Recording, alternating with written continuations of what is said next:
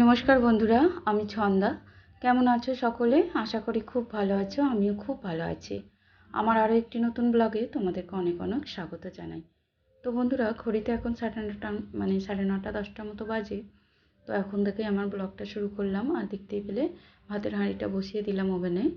আর এদিকে টুকটাক যে বাসনগুলো ছিল সকালবেলার, সেগুলোই মেজে ধুয়ে নিচ্ছি।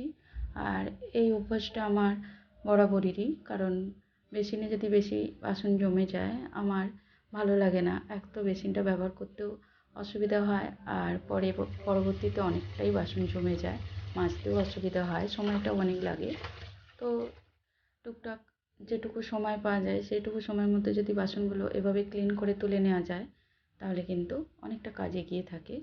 আর এরই মধ্যে দেখো চালটাকে বেশ ভালো করে ধুয়ে দিয়ে দিচ্ছি হাঁড়িতে, কারণ চাল ধোয়াটা খুবই দরকার।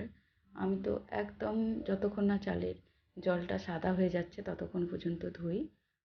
তো যাই হোক বন্ধুরা, আর এদিকে দেখো আমাদের বাইরে যে হলে যে শোকেসটা রয়েছে সেটা আজকে ভাবলাম একটু ক্লিন করে নেব, কারণ অনেক দিন ধরেই ভাবছি, করা হয়ে উঠছে না। যেহেতু সিঁদুর পরীক্ষা চলছিল, তো সিঁদুর পরীক্ষা মিটে গেছে, ভাবলাম ওর বইগুলো একটু গুছিয়ে রাখি।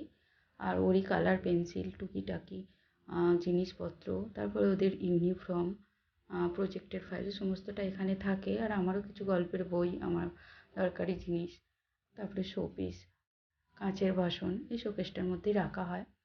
তো একটু সময় লাগে বলেই করা হয়ে ওঠে না। তো আজকে ভাবলাম যেহেতু একটা তরকারি ভাত করব, একটু হাতে সময় থাকবে, তো ওদিকে রান্নাও বসিয়ে দিয়েছি, এদিকে এটাও ক্লিন করছি। একটু একটু করে এদিকটাও করবো ওদিকটাও করব, তাহলে কিন্তু আমার সব কাজটাই কমপ্লিট হয়ে যাবে। আর এতে দেখো ওদের যে ইউনিফর্মগুলো, যেহেতু আর পবিত্র সিঁদুর এখন আর লাগবে না বেশ কয়েকদিন, তাই জন্য গুছিয়ে রাখছি। আর ওদিকে বই খাতাগুলো গুছিয়ে রেখে দিয়েছি। আর সিঁদুর বইগুলো আমি সামনের শোকেসেই রাখলাম, কারণ অনেকে চায় ফোন করে যে বইগুলো, যদিও ওদের সিলেবাস প্রতি বছরই চেঞ্জ হয়ে যায়, তেমনভাবে কিছুই মেলে না, তবুও যেটুকু আর কি বসে থাকবে কেন, একটু পড়ানো যায় সেইভাবে অনেকেই বই নিয়ে যায়, আবার পরে নতুন বই দিলে ফেরতও দিয়ে যায়। আর যেহেতু ওদের প্রতি বছর সিলেবাস চেঞ্জ হয়, আমাকেও প্রতি বছরই বই কিনতে হয়।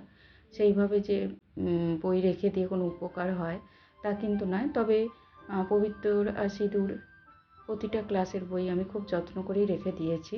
আমাদের বাইরে যে সোফা কাম বেডটা আছে তাতে সমস্তটাই ভর্তি শুধু ওদের বই আছে আর কি। খাতা তবুও দিয়ে দিই, কিন্তু বইগুলো আমি কোনো বছরই দিই না। আর এরই মধ্যে দেখো খাবার জলটা ফুরিয়ে গেল, তো সেটাই ভরে নিচ্ছি। ভাতটা একটু চেক করতে এলাম, তো দেখি জলটাও ফুরিয়ে গেছে, তো ওখানে কাজটা রেখে দিয়ে আবার এখানে এলাম, জলটা ভরে নিচ্ছি।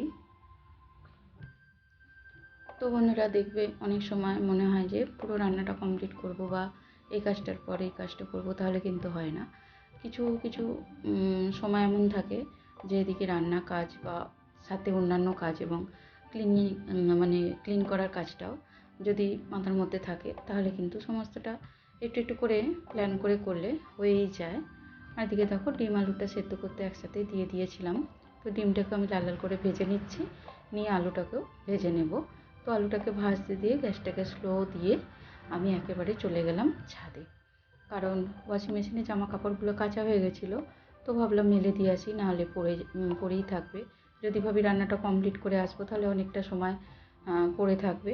আর ওদিকে তাই জন্য গ্যাসটাকে স্লো করে দিয়ে ভাবলাম শুকুর দিয়ে আসি, তাহলে ওদিকে রান্না কমপ্লিট করতে করতে এদিকে আমার শুকিয়েও যাবে, আর পরে তুলে নিতেও পারবো, যেহেতু এখন রোদ ভালোই চড়া আছে। আর ওয়াশিং মেশিনে যেহেতু আমি শুকিয়ে নিই, খুব একটা বেশি টাইম লাগে না, আর হাওয়াও দিচ্ছে, সাথে সাথে রোদও আছে, তাই জন্য দিয়ে দিলাম। তো এইভাবে একটু প্ল্যান করে কাজ করলে মনে হবে না যে অনেক কাজ কিভাবে হবে, ঠিক টুকটুক করে হয়েই যায়। তো ওদিকে জামা কাপড়গুলো শুকুর দিয়ে এসে আমি এই যে নতুন চপার মেশিনটা, হ্যান্ড চপারটা কিনেছিলাম, সেটাতেই ওই একটু পেঁয়াজ লঙ্কা রসুন আর একটু টমেটো পেস্ট আর কি চপ করে নিলাম। এতে কী হবে বলো তো, একদম যে আমরা যখন পেঁয়াজ কুচিয়ে নিই একটু বড় বড় থাকে, এটা চপ করে নিলে বেশ ছোটো একদম মিহি হয়ে যায়, আর আমার বেশ ভালোও লাগছে এটা করতে।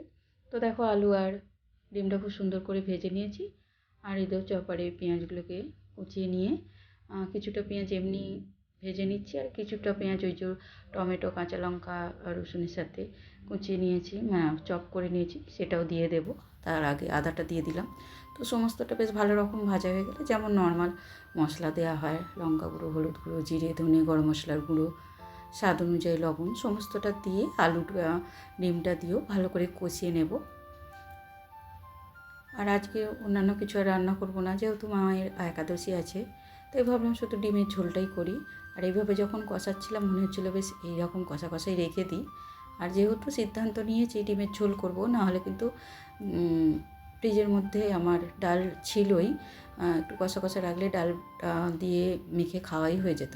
কিন্তু যেহেতু ইচ্ছা হলো ডিমের ঝোল খাবো, তাই একটু জল ঢেলেই দিলাম। তো ওখানে জল ঢেলে ফুটতে দিয়ে এলাম, বাকি এখানে শোকেসের কাজটাও পড়েছিল, সেটাও করে নিচ্ছি। তো